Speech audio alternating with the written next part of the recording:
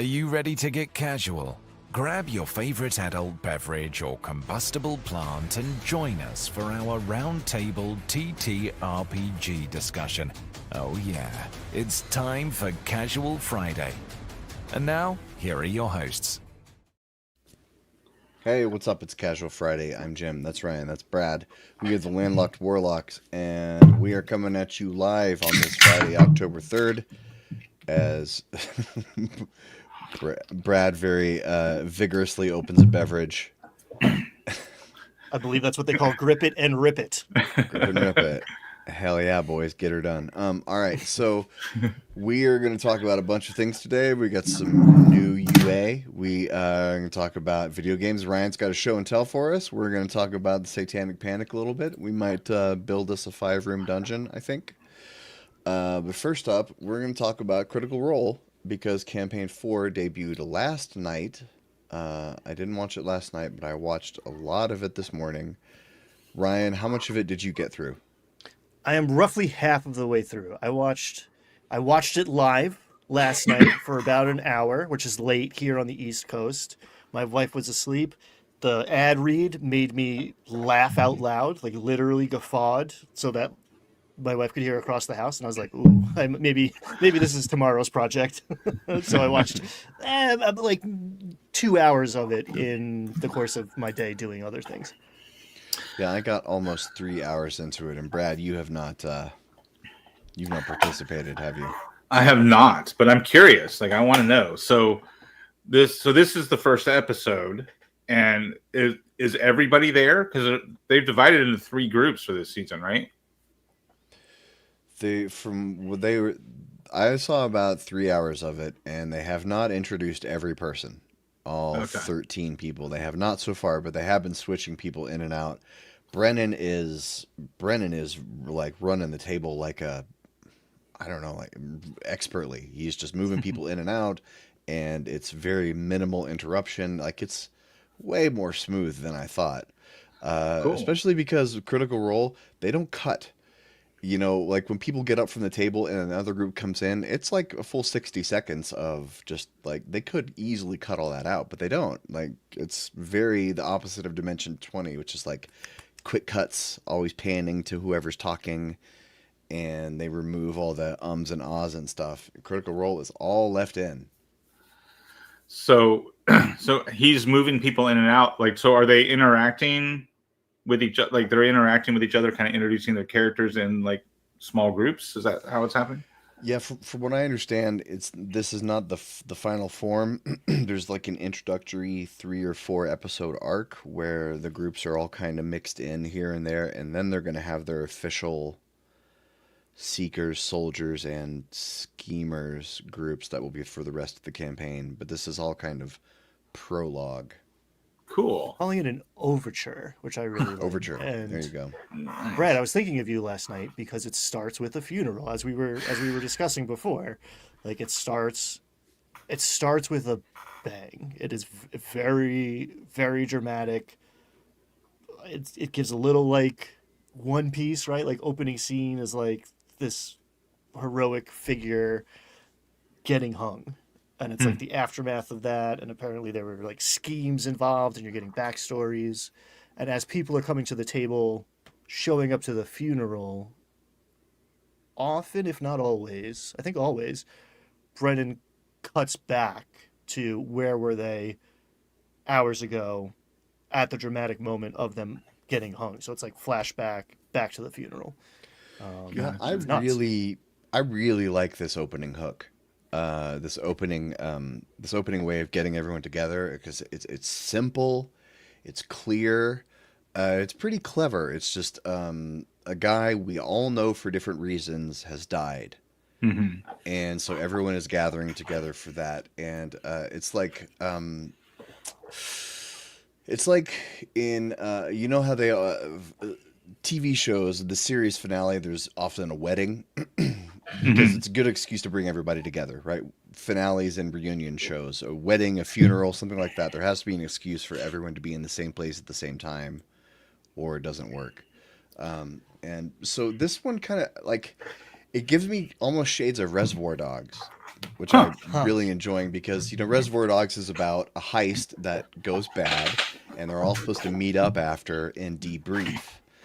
And in a Reservoir Dogs, you only see about 3 seconds of the actual heist. It's all reference to it. In this, there's shades of that, like they're gathering, like what happened. We were supposed to do this. How did this happen? And I don't want to spoil anything, but there's like there were plans and things went wrong, and so it's kind of like all these. It's not just a funeral. Everyone in the campaign so far is kind of at a low point Hmm. because they all had a reason. They all have like reasons to be upset that this guy died. Gotcha. So they're establishing these connections with each other of it's all in relation to how they knew this guy, Faji Fang. And so that's one cool way to establish connections between these PCs too. Like from right off the bat, we can establish connections via this third party character, and I just think that works. Like it hooked me right away. That's really cool. So it's not just we're grieving the loss of this person together. It's also because he died, my life has been affected personally. Gotcha. So my plan has been spoiled, or like my debt didn't get paid, or something, stuff like that is what's coming out with each of the characters. Yeah, we don't know a whole lot yet, but this guy was apparently involved in a lot of things that have far-reaching implications now that we don't know a lot about. Which brings me to the other thing that I really enjoy about this is I wasn't sure if leaving Exandria behind was the right choice, but I'm so glad we're in a new world with new lore and new mystery boxes to open, mystery boxes to find and then open. Right. I'm a Critical Role, a pretty religious watcher, but even still, there's times when, like in the campaign 2 or campaign 3, where they'd be like, and then you look up at the edge of the ramparts and you see a man spread great golden wings, and they're like, oh, golden wings, you know who that is? And I'm like, what the hell are they talking about? Like, I've invested hundreds of hours of my life into the show, and there's still all kinds of inside jokes that I don't get because I haven't seen every single second of it. Or even if you don't remember it all, right? We're starting from scratch, all new lore, and I do enjoy that. Nice. Mr. Vincent brought up something I was going to ask. He says those connections are very Daggerheart like. I'm wondering if does it feel that way? Does it like the idea of like flashbacks and connections between PCs? I wonder if there is some Daggerheart influence. Are you feeling that? Kind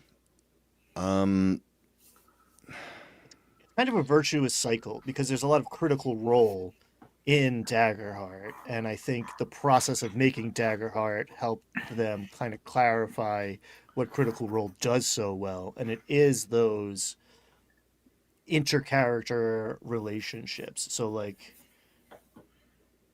most of us, unless you're very fortunate, have experienced like seeing someone at a funeral that you haven't seen for a very long time, or many people, and there are different relationships and different associations you have with these people. So for the most part, the characters have inclinations and tendencies towards each other from the jump because of what just happened, but also because of who they are.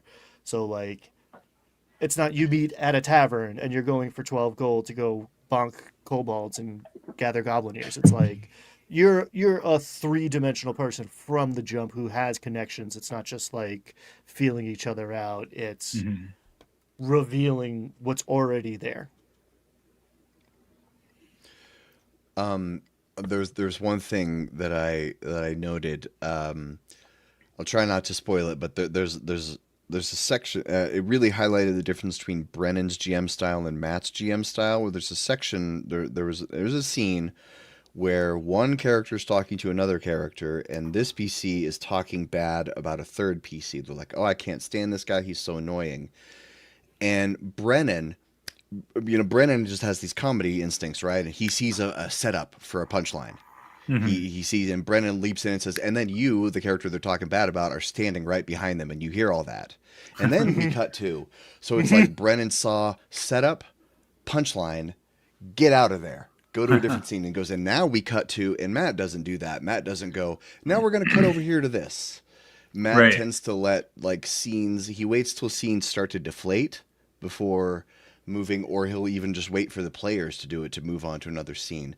But Brennan has those improv instincts of like, get out at the top. Mm-hmm. Don't wait for it to sink. You know, like if you're sure you're not going to get a bigger laugh, that's when you say goodnight, folks. Right. Just like George Costanza walking out of a meeting, you know, when he gets a laugh. Like those are Brennan's comedy improv instincts. It's like you push the momentum till it reaches a peak, and then don't let it get stale for a second. Push to the next scene. And so that was really, really different to see at the Critical Role table. That's really cool because I love doing that at the table. I'm always cutting a scene and switching to somebody else at the other end of the table. And I think I learned that out of necessity, just because like you got 6 players at the table and all of them have, you know, some neurodivergence of some kind. And I've learned to like cut scenes and build suspense, you know, in order to like hold people's attention. Because like not only do you end the scene at a dramatic moment and cut to somebody else at the table, you're getting the people's attention at the other end of the table who haven't been involved in that first scene. But you're also, by putting those 3 people on hold, waiting to come back to where they left off, like that helps hold their attention.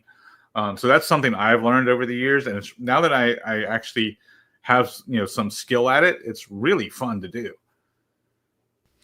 There was another thing that this is a little bit of a spoiler, but not really. But Ryan, you must have noticed this too. What's going on with all these PCs 6 ability scores? They're all level 3, and they all have like, this one's the exception with this really low strength, but they're all like, most of them, their lowest stat is like 12 or 13. I counted 3 of them who have a 20 in their main stat at level 3.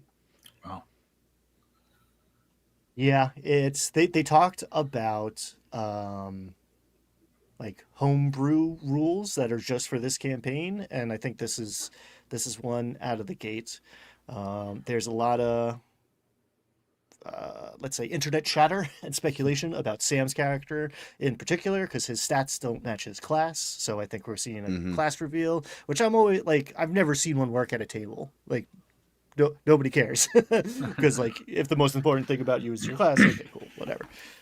But here, maybe I bet it has more to do with the greater story. Not to go too far down that road. But yeah, they're cooked, but they're balanced. So that's all that matters, I think. We'll see. Balance is in everybody has similar high stats. If you're all wildly OP, that's cool. Like the monsters are now wildly OP. Let's go. Like that's a fun dance. Right. Yeah. If you give 3rd level characters stats that are equivalent to, say, a 6th level character, right, or 8th level character, then you're just throwing, you know, challenges that you would normally throw at like 5th level characters, right? You're just going to dial up the challenge rating to match, you know, the imbalance. If that makes sense. Yeah, Mr. Vincent here mentioned some of the interactions between the characters. I haven't watched the whole thing yet, but nothing has bothered me. Whitney Moore is the person I'm least familiar with. She's definitely shaping up to be a silly goose. I found Abria's horniness scale at like a 2 out of 10, which is within perfectly acceptable levels. So there was no issue there. It was a funeral. Speaking about the homebrew, there was one thing, a character cast a spell that I had to look up, and it must be homebrew. A spell called Clue was cast. I won't say anything more. Maybe you might not have got to that part, Ryan. But I did not. Like he said, I'm going to cast Clue, and it did a thing, and Brennan is like reading, and Brennan's like, wow, this spell's amazing. And I couldn't find it, so it must be something homebrew. But so soon to be published by Barrington Press. I did not see this. 5d6 drop 2. Huh. I hate it. But that No, you still don't get doesn't to- explain how they could get to a 20.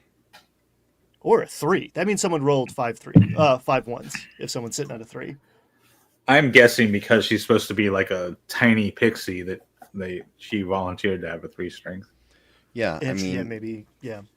look at this: sewing needles, a little button on a little button on a string on her waist. That's freaking adorable. I mean, I'll take 5 dex for -5 strength. I'll make that trade. In 5th edition, at least. Probably in real life, too. I'd have to think about it a little bit harder, but... You always have to have somebody open your jars for you. And I'm the guy, unfortunately. I'm the jar opener in this house right now, so... And if your strength is real low, then your carrying capacity is down. You don't want to have to take breaks walking with a backpack. That's true. Although I learned ultralight hacking techniques, but yeah, I need to be able to carry the go bag. So the only other thing I had in my notes was I did notice a direct inverse correlation between number of players at the table and level of silliness.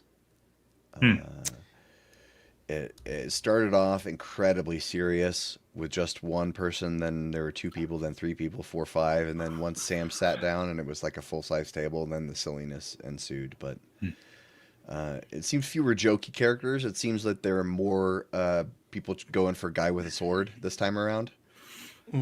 Although there are some standouts I won't spoil. Some very strange Interesting. The species selection feels more like Daggerheart. I'll say that. It felt more. There's a lot of human man. There's a few human man characters, but there are some weird stuff that's more like fanciful Daggerheart kind. Interesting. That would make sense though, right? If you want to publish a product for both D&D and Daggerheart, a setting guide would be great, right? You could do what do we know the name of this new world yet? Ahriman is the largest zoomed out for is like the planet, I think. I don't, or maybe just this continent, but Ahriman is what. Well, I did notice one thing. It appears that Whitney Moore is playing a tiefling, but they never say tiefling. They call her a demon. Yes. Yes. Yes. Which I can't remember what it's called in Daggerheart, but it's not tiefling. Right. So I noticed we noticed that in campaign 3 of Critical Role is they stopped using D&D species names. Like Ashley Johnson wasn't a satyr; they just called her a fawn, which is what they ended up calling it in Daggerheart. I see. So that makes sense because they could publish a setting guide for, is it Ahriman? Is that what you're saying? And like they could publish a 5e version and they could publish a Daggerheart version, and because the Daggerheart version would contain what are they called, what do they call their settings in Daggerheart? They have a name for them.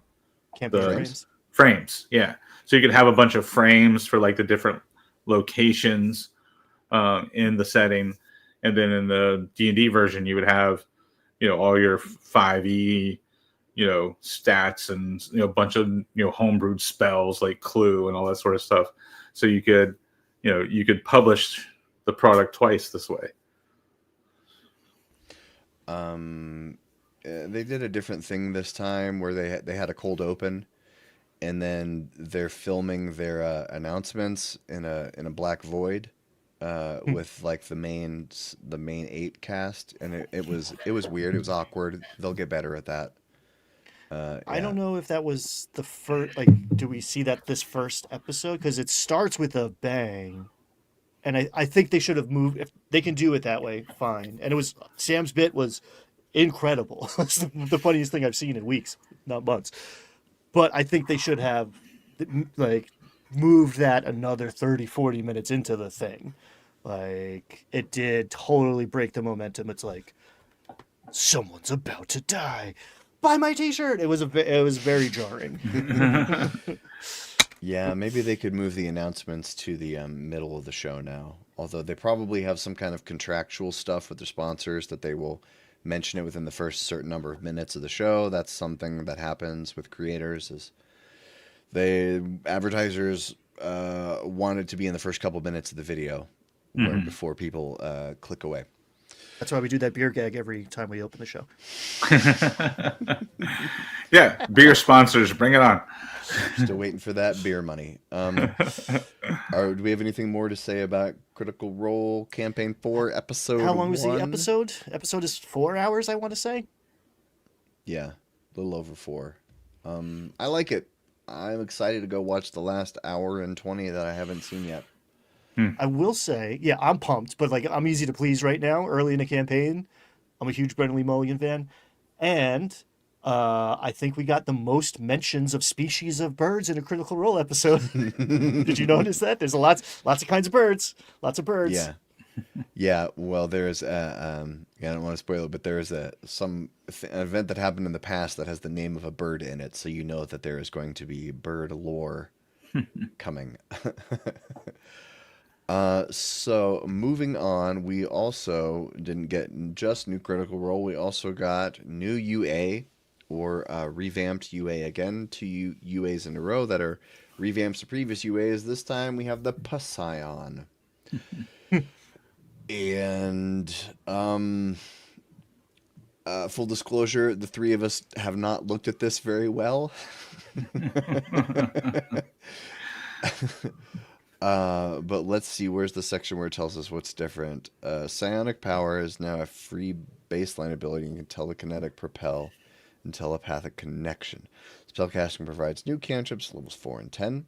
Psionic Moods have been removed. Aspects of the design can be seen in other features. Psionic Discipline now gives you additional disciplines at earlier levels, but you gain only 1. Psionic Restoration has been resigned to quickly regain expended psionic energy dice. Psionic Reserves is a new feature that allows the Psion to keep a minimum amount of psionic energy dice. Enkindled Life Force is now more flexible in the amount of hit points that can be expended and clarifies the additional psionic energy dice aren't expended. So from my skim from the Psion, it looks like basically they took the Bardic Inspiration and because we have the energy dice, which are basically martial arts dice, superiority dice, Bardic Inspiration dice. Mm-hmm. And they've merged some other things. I already forgot the main thing I was going to say with this. But the real main thing about this class is this right here, which is the make or break, like that if you cast Scion spells, which a lot of their spell list is pretty wide, you don't have to use verbal or material components, which is a pretty big deal. Depending on the campaign, if you're in a martial heavy kind of campaign where you're fighting hobgoblins and stuff, it's not a big deal. But if you're fighting a lot of wizards who are going to be counterspelling you, having someone in your party who cannot ever be counterspelled is a pretty big boon. Mm-hmm. Also, if your game is more like intrigue or mystery or investigation based, right, where you're going to be casting spells outside of combat to, like, to read an NPC's mind or to listen in on the conversation, you're using your spells, for subterfuge and that sort of stuff. That those not having verbal and material components and somatic components goes a long way, right? So, it really depends largely on your campaign type, but that can be a powerful boon to not have to use those spell components. Yeah, it's cool. I think it's going to be very table specific, how much that pays off. I want the Scion to be so cool, right? Because, like, whatever. It's like my class fantasy version of this is so much better than, like, it all very much shines a light on the fact that the classes bleed into each other too much for my taste. Scion feels like a wizard with a little bit of a sorcerer edge to, like, it's not distinct enough. And in the press release for the UA, the article for the UA, they talk about how, like, this also has new spells in it. Those spells are Scion spells, but they're also cleric, sorcerer, warlock, and wizard spells. Mm-hmm. And it's like, why don't we have, like, Boundaries are important, people. Hard edges between classes make them much more interesting than like, okay, here is a smattering of spells that you get and one cool thing. I don't know. It kind of just waters it down for me so much. It's been a really long time since I've played first and second edition, but I seem to remember that the psychic powers back then were like entirely separate things. They were not the same as spells. So, and I think that's what a lot of kind of, older players who remember those days, who played Dark Sun back in like second edition, or I think that's often like the kind of knee-jerk reaction is, crap, we're still using spells instead of powers, right? So that's often a kind of knee-jerk reaction to this. What's interesting to me is that this is like what, the fifth try? Because before there was the Scion in UA, there was the Mystic in the UA. And I think they took at least 2 runs at the Mystic, decided not to put it in a book. And then I want to say they had another attempt with a different name other than Mystic that was also not Scion. Do you guys remember? Well, there's MCDM's The Talent. Mm-hmm. That could be that made a splash. That I believe doesn't use spell slots. I've heard good things about The Talent.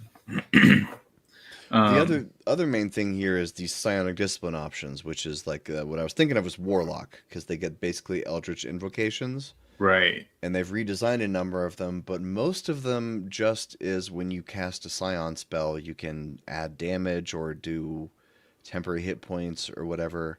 There's only a couple of them that actually give you something that's not just changing a spell. So it's kind of somewhere between Warlock evocations and sorcery, metamagic. Yeah, that's what I'm looking for. Yeah, I don't see why can't they make this class a half caster with more of these psionic discipline things? And they could function like spell slots, but people might like it more if they just had things that weren't spell slots, like Ryan was saying about the bleed, they are all too similar. Especially if you look at these subclasses. When I saw the subclasses are the metamorph, the psychokinetic, and the telepath, and now you already know exactly what they can do just based on those. They just they metamorph, psychokinetic, and telepath. They just borrow features from other classes. When I saw this for the first time, I thought, why is it that they can't have some classes in D&D that don't have subclasses? Why does every class need to have a subclass? Why can't they have a warrior with no subclasses? Or just the fighter doesn't have subclasses. And if you want to be a battle master, that's a barbarian subclass, or the Eldritch Knight is a paladin subclass. Why can't they have a Scion that it's just at those levels everyone gets the same thing, or everyone gets a new option from the psionic disciplines? Brad, are you Googling if D&D has ever had a class with no subclasses? No, I was looking up the Scion stuff, but yeah, I think the player base would complain. I think that may be why. There's a sense that there needs to be like a symmetry between class design. I think people would balk at that. You're probably right. But something you said at the beginning of making it like a half caster or making the design different. I feel like they should, of course, maybe it's because the monk has sucked for so long, but I always thought the Scion should be like a variation on a monk, right? Mm-hmm. So we're not calling them key points anymore. What are we calling them? Focus points, right? So I would build a Scion class that worked on focus points like the monk, but be more caster-like than martial, right? So it would mechanically, you would kind of design it on the monk's chassis, but make it so that it's not about punching stuff. It's about blasting stuff or moving stuff with your mind and that sort of thing. I like that. I think to answer Mr. Welch's question, I think the answer is you sell feats, go more Pathfindery, and allow people who want to play it more simply can play it more simply, and people who want to customize, to the nines with a bunch of feats, let them do that. That would be one of my hopes for 6th edition, is that D&D becomes more modular, and that if you want to build a simple character, you can. Like they can't just let you have a simple character. Like they took the champion fighter and they're like, let's add 4 or 5 things to this because we can. The champion didn't need 4 or 5 things added. The champion is the champion because of what they could do. Yeah, you could. Either way, like monk could be a scion subclass, or scion could be a monk subclass. Like either way would kind of work. Yeah, I think that would be in that way, since you have so many classes that function on spell slots, right? If you made a scion focus operate on focus points, right? Now you have 2 classes that use the same kind of currency, right? Which could lead to like monk scion multiclassing in the same way you get like sorcerer warlock multiclassing. I think it could work. Yeah, and I think you could get there by stripping out. Like, I understand the design issue of like making a whole other game. Like, that's the main complaint of like the Scion that I'm not pumped about, but the old like 2nd edition Scion is like playing a different game kind of than the rest of the table. So you don't want to do that. You want to recognize between classes like what's going on at the table. Well, make this spell list a lot shorter, right? Oh, you're a metamorph. Here are your spells. Here is the rollout. Now, these are the ones you always have prepared. These are the ones you have, because you don't need half the wizard spell list and a couple cleric spells. Like maybe there's a few like that reverse gravity for the metamorph. Like, okay, cool.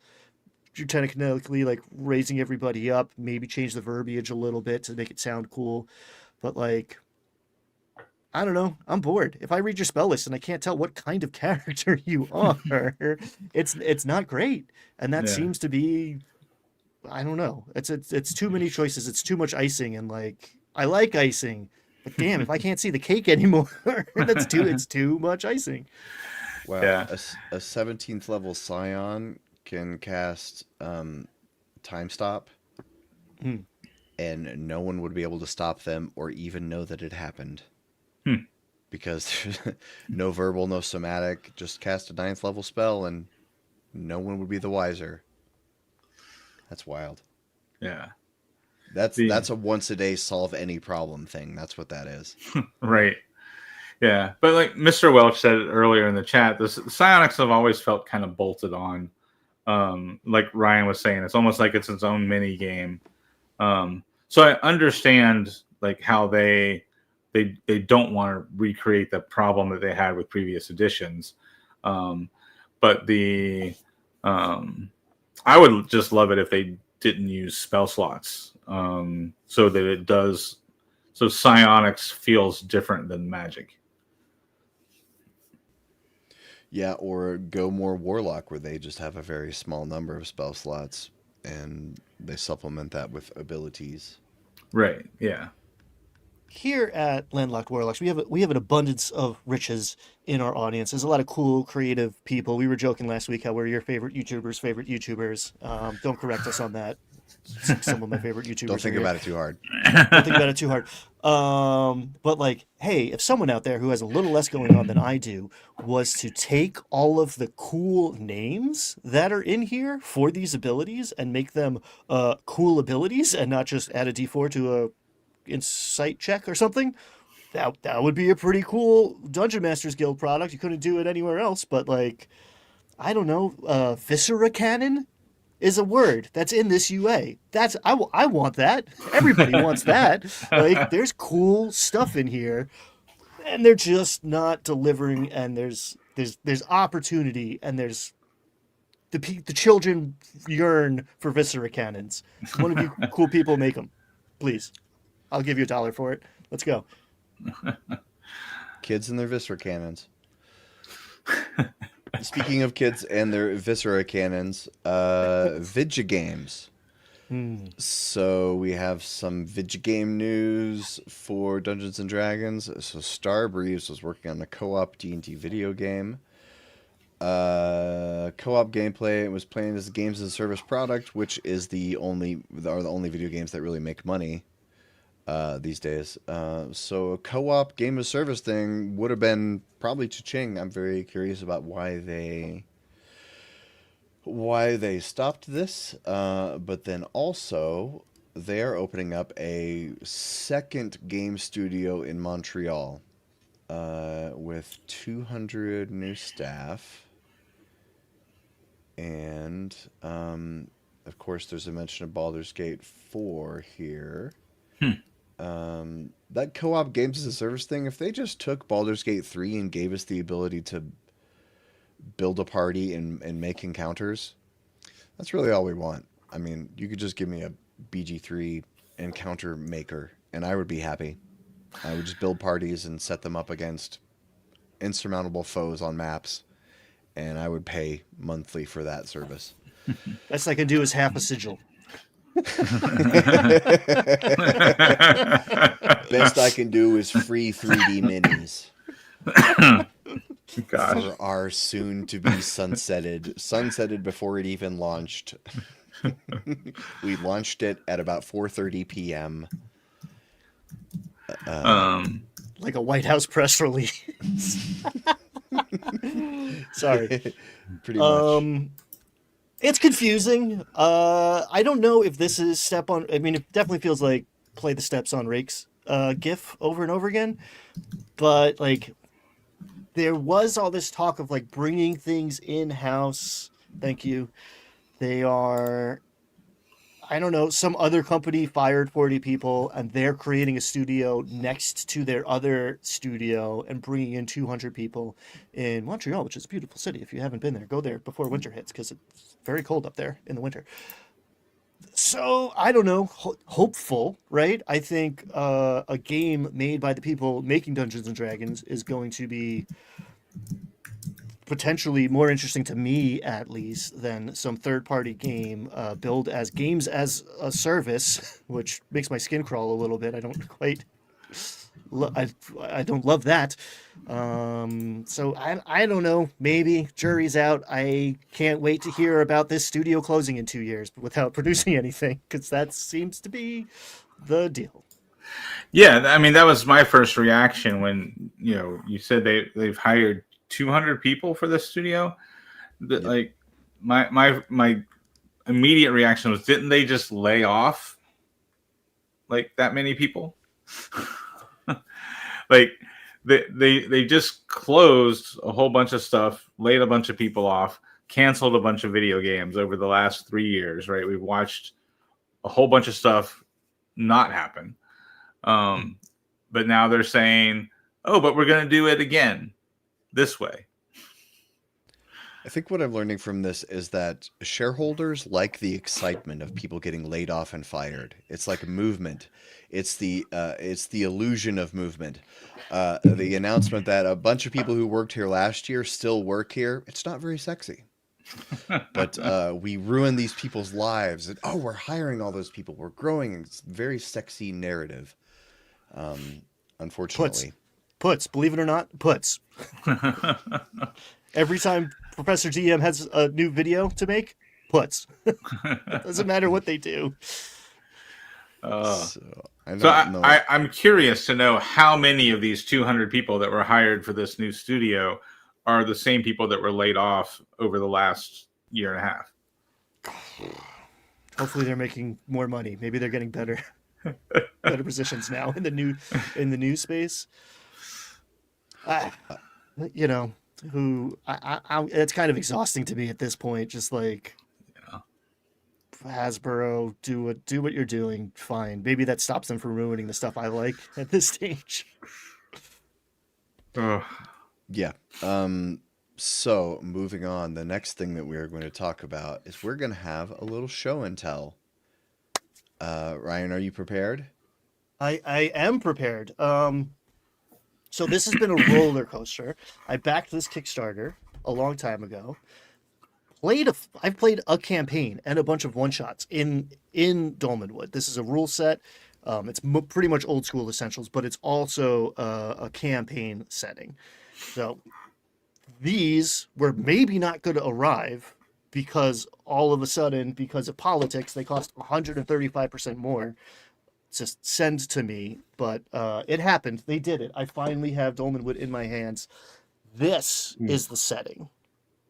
This Woof. is a region. It's not even like a world, a continent. It's a small region broken up into hexes. Each hex has so much going on in it, but just perfectly described. A couple sentences that are so evocative that you're like, you walk into this village, they stole something from the hex, two hexes over from the Fairy King, and now the pigs have turned into people, and the people have turned into pigs, and the pigs are in charge, and they're really trying to keep it quiet because they don't want the other people around to know. And it's just a million weird, whimsical, like grim fairy tale things like that. Inspiration to my design as far as like organization of information and that like poetic punch of concentrating so much detail and inspiration into one sentence that it just like blossoms in your mind. It doesn't feel like enough when you're reading it sometimes. Like you're like, oh man, I'm gonna have to prep a lot. But the second the player characters start interacting with what's there, it grows. So I can't recommend Dolmenwood enough if it's your vibe. Fey Forest, old school. You're walking around with 12 hit points to start. You're not the Avengers. You're just some schlub trying to make it back to town to have another ale that's infused with some weird mushroom that is going to give you some magical ability, maybe, which you'll regret having. Yeah, and from what I've read, because I was so close to backing this, and when all the tariff shenanigans hit, I was kind of glad that I didn't. But now that you actually have your hands on it, now I'm jealous and wish that I had. Context, my understanding is it's basically old school essentials, but the class and species are separate. Correct. There are some kindreds, they are called. Some kindreds you have like using this as a class, right? So they don't have dwarfs. They have mosslings, which are these weird mushroom small dudes that have like symbiotic relationships with fungi. So as a more modern class, you can roll on a D8 table. Okay, this is what's growing on you. These are your abilities. You can kind of dial it in a little bit. And you can be a Mossling knight or whatever the case is. Or you can also play at your table Mossling as class. So it's both. So it is old school essentials. It would be not impossible, but difficult to translate to. It would be work to translate to 5th edition or Dolmen or like Daggerheart or something like that. Shadow Dark would be a shorter jaunt for sure. It's got old school sensibilities and old school bones. But it originally started off as in zines as setting for old school essentials. Correct. But now it's its own game. Like if you have this, you don't need the old school essentials book to run this, right? This is a complete system. Like you could just get the campaign book and run it, but the player's book has a lot of rules light stuff, but a lot of procedural. Like there's a hunting mini game, there's a fishing mini game, and the Dungeon Master side of things and the monster book have interesting things that you can roll on to determine the weather. Like what season do we start? What's your moon sign of a character, and what does that do to your stats or abilities or the way people perceive you or just the way you look? There's tons of generative emergent stuff, and that's my wheelhouse. That's my bread and butter. So I couldn't love this game more. Highly recommend. $3. Monster, player, and then the Dungeon Master is a good half of the Dungeon Master's Guide is the hexes spelled out, like what's in each place. So it's like a setting. Yeah. I've run Winter's Daughter, which was one of the earlier zines for Dolmen Wood, and a couple other ones. I forget. There's like a temple with a bunch of friars in it. So I've either there's at least 3 other zines that I've either run as is or stolen ideas from to put in my game. I really like the Dolmen Wood setting, so I'm kind of stoked for the Dolmen Wood to finally be out and be its own thing now. Yeah, it is complete. You can get PDFs. I don't know if I recommend people get the physical books because it was an adventure, and I'm not sure what the powers on high are going to tweet tomorrow. That changes everything again, but PDFs are good or instant. Into the Fae. Would I compare it to DM Lair Into the Fae? I'm not familiar.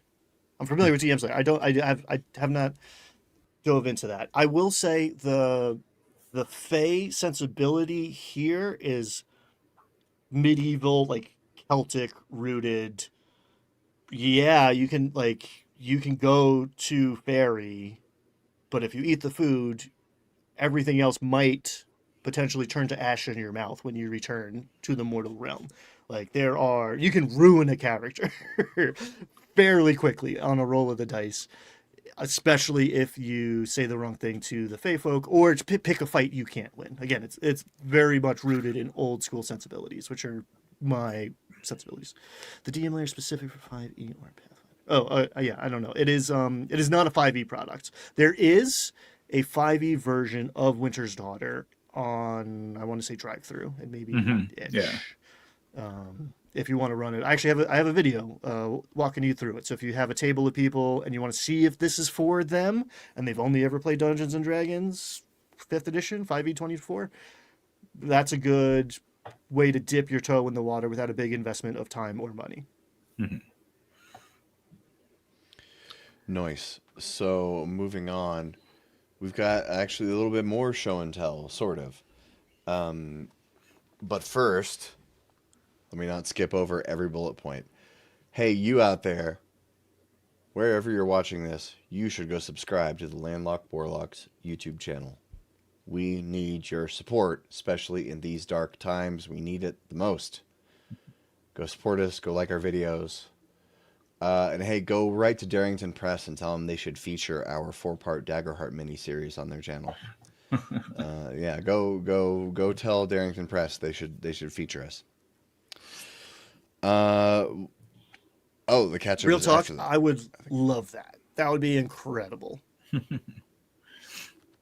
Just like not even being featured, like 2 or 3 people sending an email, incredible. We think we're pretty proud of it. I think it was pretty good. Okay. And I would love for more people to see it. I think I know what happened. The catch-up got moved down. The catch-up is supposed to be before the roundtable discussion. I see the agenda. A lot of cooks in the kitchen this morning working on the working on the setup today, guys. It was an all hands on deck kind of thing. It's all good because right now we're gonna catch up. What do you guys got going on? Good, Ryan. Not much. I've been working on 3 books, which is stupid. So for the past few freaking months, it feels I do a lot, but like not a lot is done because I'm filling 3 giant buckets at the same time. So we're in a reorganizational phase where I'm going to zoom in and do the channel, because when I make a video and edit a video and finish a video, it's done. And then it's out in the world. There's a new starter set. I got some opinions about West Marches, some other cool things I'm cooking up. So for right now, nothing. Yeah. I still have a ton of things just sitting on the shelf. I think a lot of things on hold, trying to get a lot of things sorted in real life. I know I told you guys I took the summer off from from making YouTube content to deal with some health issues. The good news on that is my health issues have improved dramatically. I can now walk without pain, which is fantastic. Actually got to go to a metal show. Saw like 4 metal bands in one night, which meant I was able to like stand and hang out with friends without having to sit down the entire evening. So that was cool. So a lot of good things going on in my life, just not a lot of YouTube stuff. But currently running Shadow Dark for my Thursday night game. Players are really enjoying it. And however, one of my players brought up that they kind of miss some of the complexity of 5th edition. They don't want to necessarily go all the way back to 5th edition, but they do want to have a little more crunch. So this is something that I was toying around with, over a year ago. But now that my players are specifically asking for it, I have this idea of making feats for Shadow Dark as a way to add a little bit of crunch back into the game. So I've got a bunch of ideas. I've been tooling around with it. We'll see what comes of that. But yeah, if you guys would be interested in Shadow Dark feat system, let me know. Dope. Love it. Yeah, I'd love to see it. Can't wait. Brad, I saw your video on the socials about being able to move around again. It was very inspirational. I'm glad that you can go back to metal shows because, so moving on. I stumbled onto this book, Playing with Fire. Dungeons and Dragons, Tunnels and Trolls, Chivalry and Sorcery, and Other Fantasy Games by John Weldon and James Bjornstad. And do either of you guys want to take a guess about their backgrounds?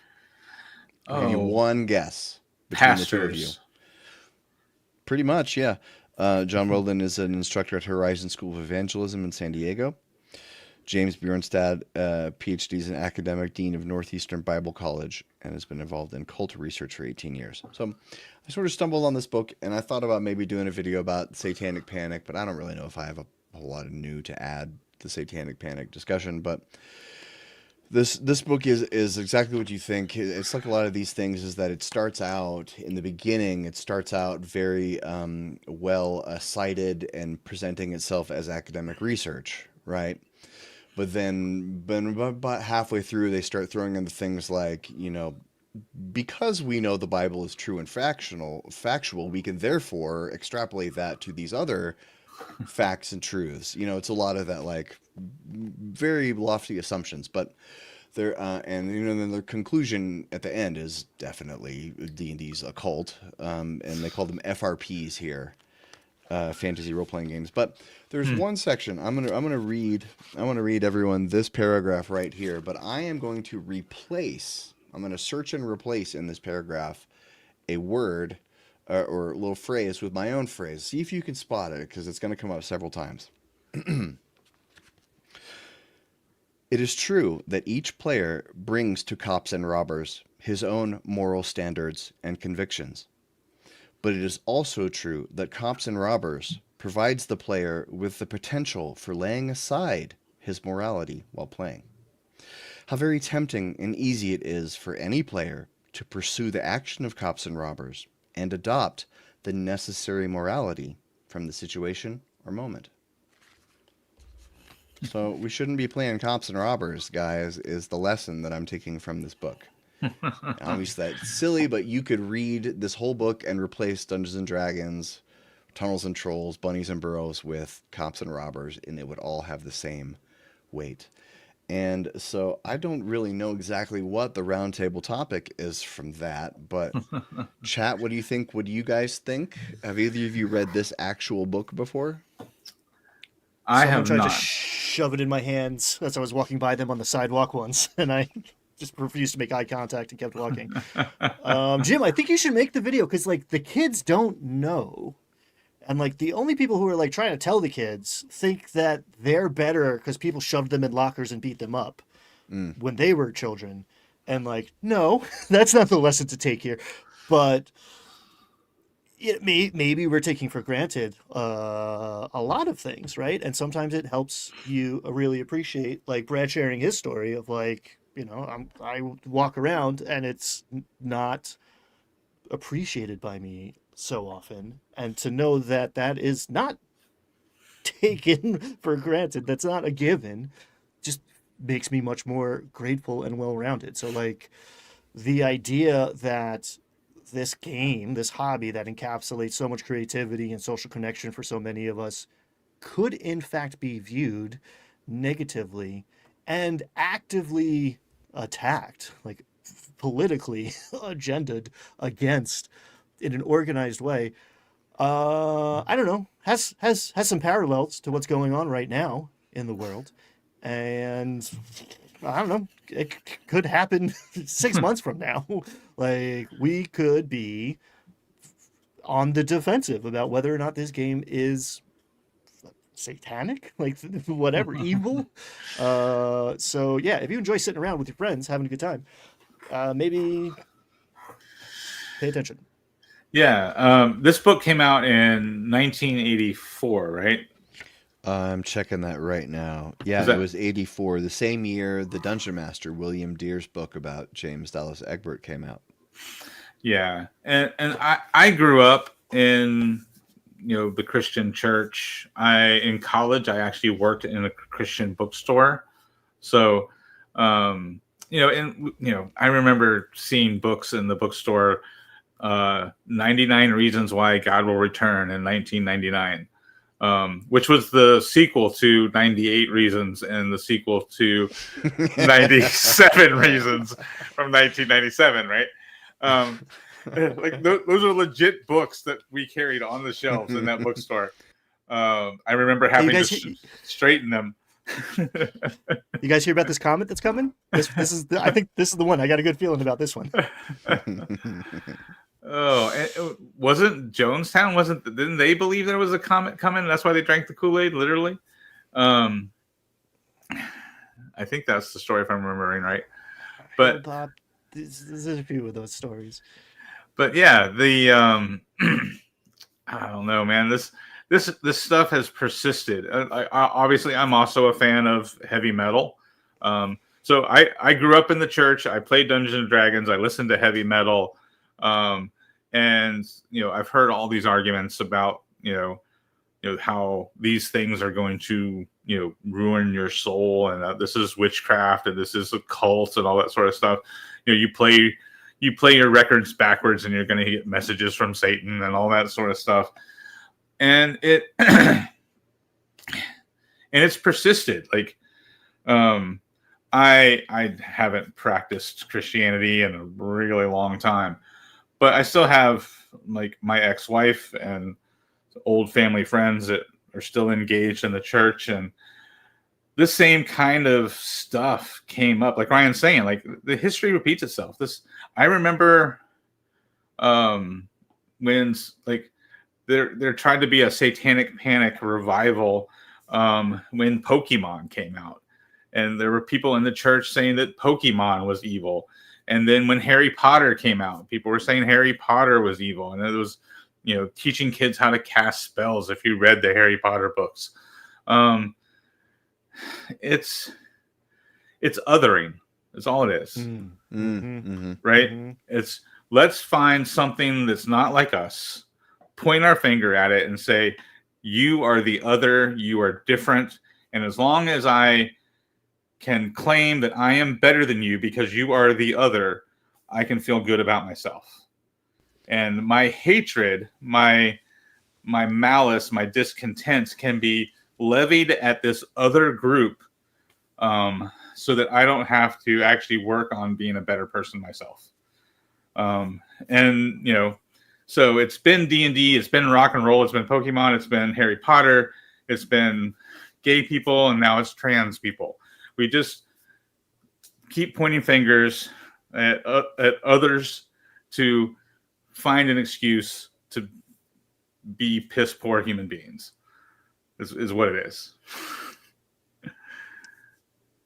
And nerds are no longer so far out on the fringes because we're pretty smart and we have good culture, so we took over in the last, like, I don't know, 20 years or so, maybe longer. But it's important to remember that, like, we were there and could be there soon, and the areas of TTRPGs that I move in hold that spirit and that space and make sure that everybody's welcome. Like, it has historically been a place for people to come and is still that. And there are voices among us who want to push against that, even in our own little, whatever pond filled with fish here. There are people who like don't think that's the case, but like, we are a refuge for weirdos, and that is why it's awesome. And I'm gonna fly that freak flag, and I suggest you do too. I've been listening to a podcast about the early days of TSR because I'm gearing up to do another historical project. And when the Satanic Panic first happened, the people who worked at TSR, they were terrified. But then they found that very soon their sales rocketed up so much that none of them minded it at first. It was just a nuisance at first because they were making so much money they could, wipe their tears with $100 bills. But then after, like, it didn't stop. And then so years go by and people are still like, TSR had people who they spent most of their time just answering phones, explaining to parents how it wasn't satanic. These are people who were supposed to be doing other jobs, but they ended up just having to be on the phones all the time because concerned parents were calling 24 hours a day. But they didn't mind the extra money they were making from all that attention. No press is bad press, as some people have said. Yeah. Now we have algorithms, so that is no longer true. I couldn't even finish that sentence. Well, Unshelled Pity brings up an interesting point, right? Like, when I mentioned Pokemon and Harry Potter, they were like, people were burning Harry Potter books and burning Pokemon cards to be, sanctimonious about their faith and like point out that these things are bad. Kids shouldn't be doing this. But what kind of impression does that leave on the kid? Right. And that's part of the problem here, right? Is like, part of nerddom, part of like games and hobbies are supposed to help children like learn about life. Like we've talked about how like role-playing games teach social skills and help kids, foster their imagination. Obviously, learning how to read is a really good thing. So if a kid gets excited about Harry Potter and wants to read all of those books, like, good on them, right? But like at the time, if you're a kid and you're into Pokemon or Harry Potter and you're enjoying this hobby, and all of a sudden adults are telling you this is evil and you need to burn your stuff, like, what kind of impression does that make on kids, right?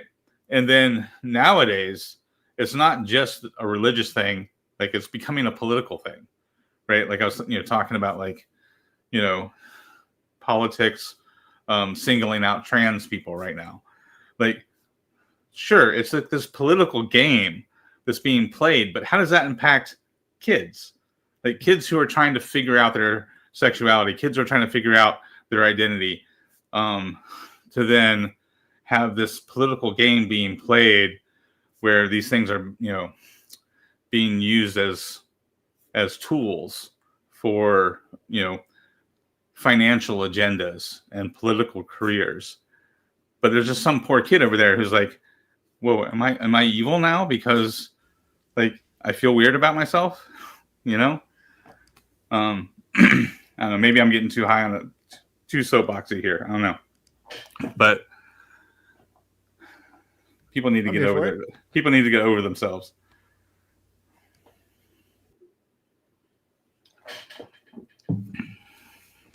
So I think we should move on because we have a new-ish segment that we are going to be debuting. And Ryan, do you want, or no, Brad? Mm-hmm. Who's doing this? I don't know. It's not me. Somebody what's other happening? than me start talking. I don't know what's happening. All right, we're talking about Morktober. Is that what we're talking about? Yeah, so Morktober is I'm sure folks have heard about Inktober, where you're supposed to draw every day in October. But Morktober is for Morkborg, and it's a series of prompts. Every day you get a prompt to inspire you to make up some sort of role playing encounter, a room for a dungeon, make some art, whatever it is. It's this prompt list for you to do Morkborg related content. So we're going to play around with that. Obviously, we're not on live every day, as fun as that might be. So we're going to take the first week. I'm going to take the 7 prompts from Morktober, and we're going to build a 5-room dungeon with these 7 prompts. So I'm going to give you an example. I'm going to start with the first one. So the first prompt is frog. And so I'm going to take frog, and I'm going to build the beginning part of this dungeon to kind of inspire the direction we're going.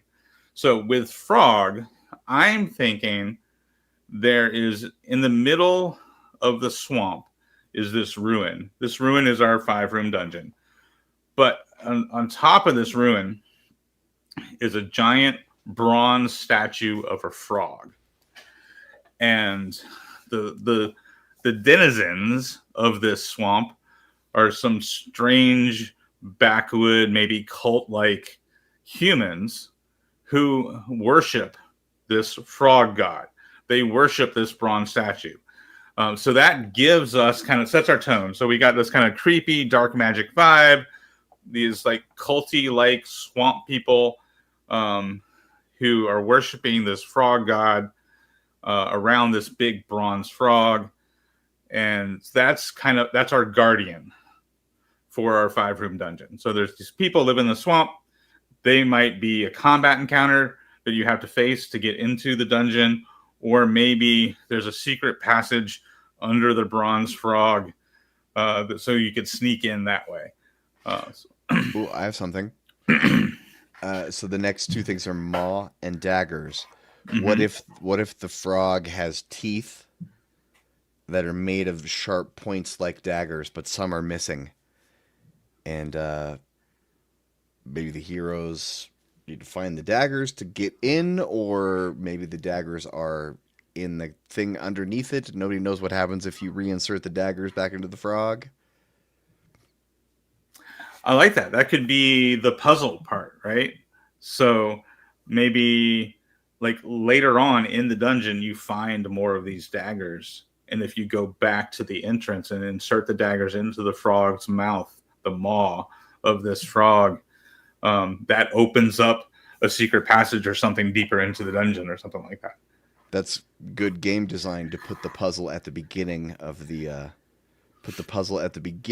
level, so then you can circle back once you have the solution. Very Metroidvania. All right, so my plan was to go through 7 of these the first week. So Jim just pitched us the idea. So we got our puzzle level down deep in the dungeon where the players find these daggers, right? So I'm going to throw out to chat prompts 4 and 5. So chat, you guys get howl and stain. So in chat, throw out your ideas for an encounter or room that goes with the prompt howl, and throw out ideas for stain. And so while you're doing that, Ryan, let's take a look at our list of 5 rooms. So Jim just gave us our puzzle. I gave us our guardian. So we still have the trick and the setback, the climax, and then the reward or revelation, right? So that's what we've got left to work with. And so Ryan, you get the next 2, Shard and Wizard. Ooh, Husk though, maybe. Oh, I'm sorry. Husk and Shard. I was looking at the list wrong.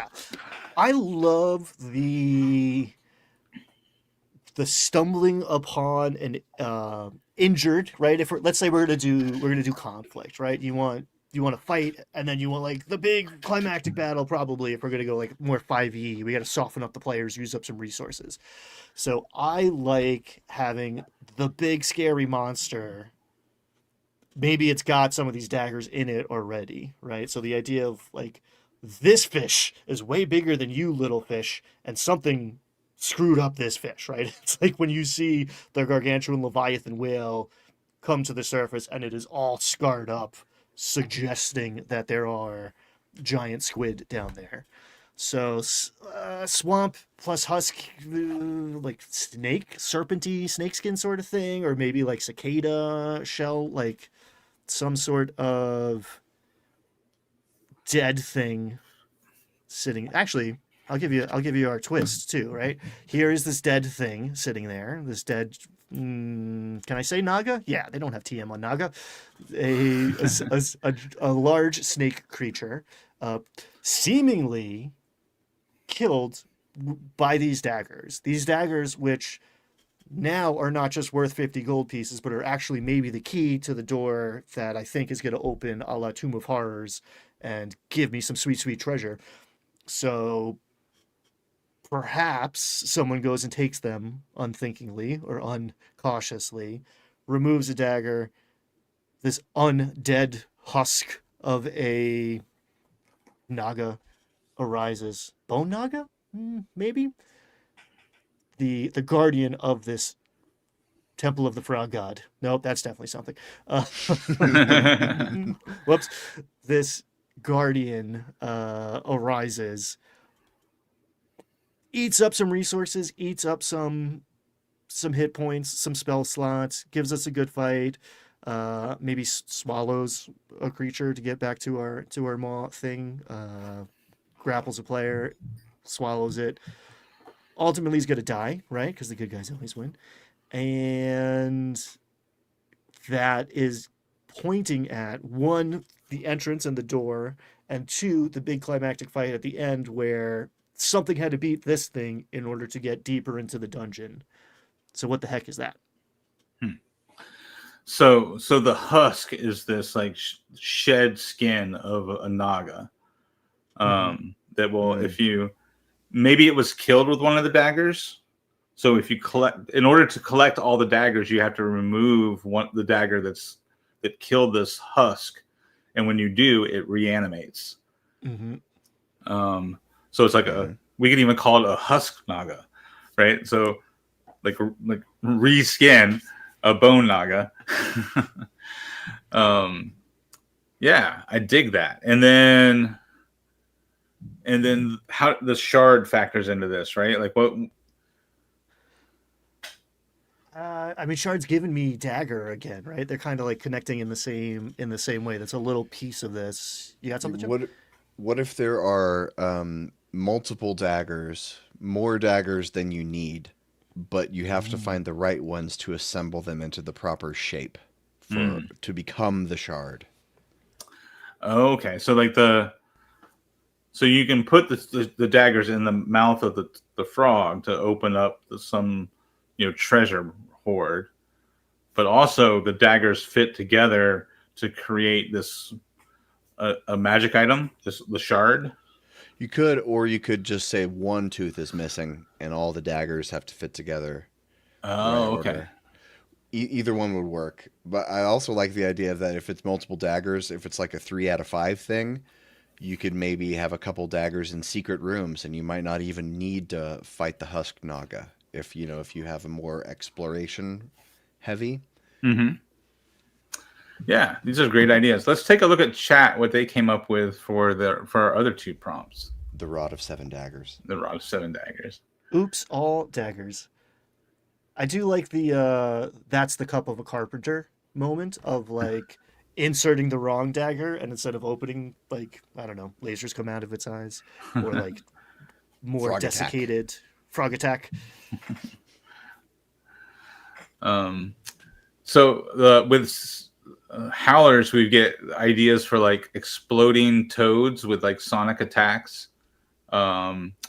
or just like the ongoing howl of the swamp. Like swamp gases are released around the dungeon, so there's this like, you know, reoccurring echoing howl that happens. So that's pretty cool ideas.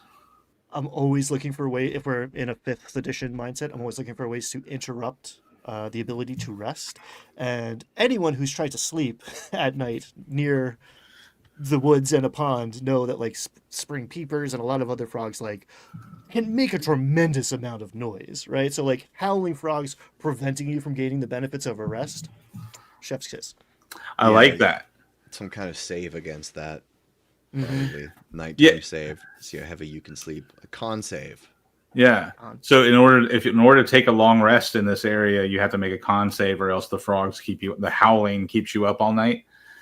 And maybe that's the advantage of the secret room. Maybe there doesn't need to be a treasure hoard. It's just if you unlock the secret room, it's soundproof, so you can go in there and take a long rest. Place you can rest. Yeah, that's good. So that could be your one of the reward part of the 5-room dungeon. I also like the idea that like the reason that how the frogs howl is because they're part wolf. They're like, you know, like like owlbears, right? We've got owlbears and Frog minotaurs. Like it's a frog wolf or wolf frog. Wolf frog sounds better for reasons I don't understand, but The howling hoppers. ooh, So it's got like a wolf's head, but a frog's body, so it leaps like a frog, but it has a bite of a wolf. you know what? I'm gonna put this 5-room dungeon on the shelf for a minute because I think we really need to dive into the Howling Hoppers as like a band, like just bards. New concept. Yeah, that's a new name for your adventuring party, right? The Howling Hoppers. Where howler monkeys? Wait, they're lycanthropic. Because if I have frogs stopping you from long resting, someone is gonna go start smashing frogs. Sonic attacks happen. One bites you. Now you're a were frog, and now we're making a band, baby. I love this. Were frogs. I love it. Let's see. What are some of the other ideas in the chat? How horror. Frog in your throat. I can't. That took too long to get to. Good job, Unshelled Pity. The stain idea. Some people have suggested like a blood stain or a body stain. Maybe even having to find a body to put on the stain in order to, you know, open a room or a door or something. I really like this idea. I've been thinking about this idea, the howling frogs, and this idea of this place being a respite, an oasis or sanctuary.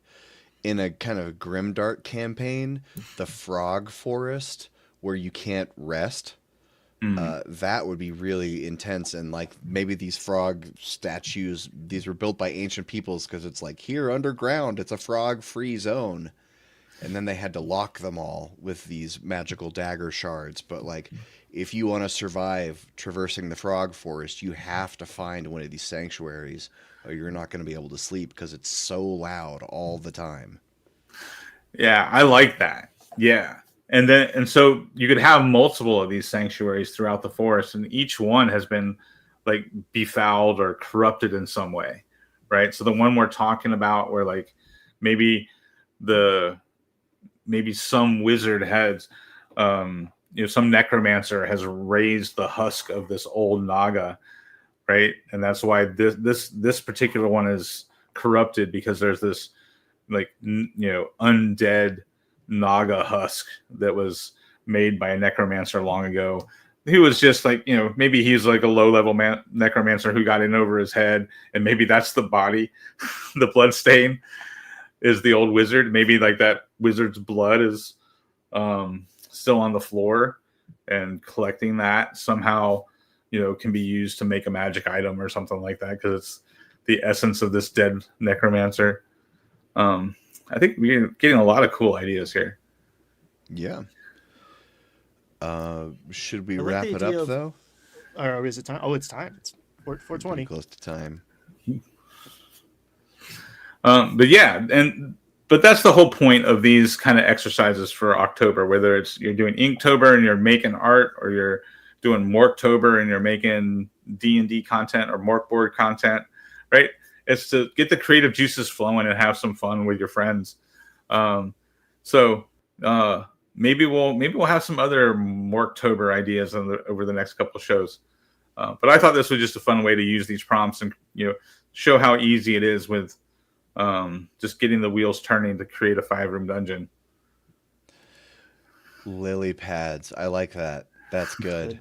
It's like the you have to go from lily pad to lily pad across the great howling forest where some ancient wizard permanently cast thaumaturgy on every frog to make them 3 times as loud. Yeah, I'm stealing this. I'm putting it in my campaign setting right now. But it's the only way to get between the countries, so you have to go through the frog forest. What are you gonna do? I had a flash of like this wizard, exhausted, driven mad by sleep deprivation, just muddy and soggy and wet, finds this sanctuary, crafts this weird spell to try to dry out, and that is what like desiccates this naga and makes a husk. And he's just like, it's bone dry down there, and it sucks. Yeah, I like this. Maybe you all out there can't steal it. We might do something with it. TM. We're keeping this. Stop the stream. Ah! Real quick, this is my show and tell. This is a poster-sized map of my new campaign setting. I created this on Incarnate and then printed it out at FedEx. So this sits on the wall here in the game room as reference for our new campaign. Nice. Incarnate is what I use. I like that site a lot. But yeah, it's not too expensive to get them printed out poster size, especially if you have the paid version of Incarnate that lets you save them in high definition. So you can save them at 4K, so it actually prints really clear and crisp. It's really cool. Nice. So one last little thing we're going to talk about here is that they're making a memorial for Gary Gygax in Lake Geneva, Wisconsin. And this is kind of interesting that they're making a game table to scale. So it's going to have 1 inch. It's going to have a 1 inch grid all over it. And you see there are benches on either side. And it's going to have a 1 inch grid. So I'm calling it now. The new memorial is going to be taking a mini to Lake Geneva to place on the memorial, like flowers on the grave. Go put the mini of your favorite PC on Gary's table. That's cool. I like that. That's neat. I mean, I don't know that's what it's for. That's my guess looking at this thing. But it's a cool concept for a memorial. I like that. Yeah, and if you fork over some cash, you can have your name engraved around it. If you pledge 150K, you get a half-size replica. That's all it takes. Yeah, so there's a Kickstarter for this, right? Yeah, launched by Gale. And 32K of 150 goal, 110 backers. It just started. Let's see what this shows. See if they have a design of it. Who are you? I don't know who you are. What are you talking about? Who are all these people? Show us a thing. Okay. There's a concept. Oh, so you're just going to be playing at the table with a bronze Gary right next to you? So you could just come, your group could show up and just sit down and play at the memorial table. He's a dice tower. Is that disrespectful? Shove a D20 in his mouth and it comes out of his hand. Oh, no. Oh, God. It is disrespectful, but I think Gary would also approve. Yeah. He had a sense of humor. So there's that Kickstarter if you're interested, and if you live nearby there or make a pilgrimage up there, if this gets funded and built, we would like to see pictures of you doing that. Anyway, I think we're about out of time. So you know what? We're gonna get out of here. All right. All I got. right. I'm going to see Rocky Horror tonight. I got to get out of here so my daughter can do my eye makeup. Who you going don't- as? I'm going as Eddie. They don't have phones and castles, you bonehead. All right. So, Brad, I hope you enjoy Rocky Horror. I know it's the 50th anniversary. It's playing at the theater down here. I've seen some weirdos. I'm going to be one of those weirdos tonight. Love it. Oh.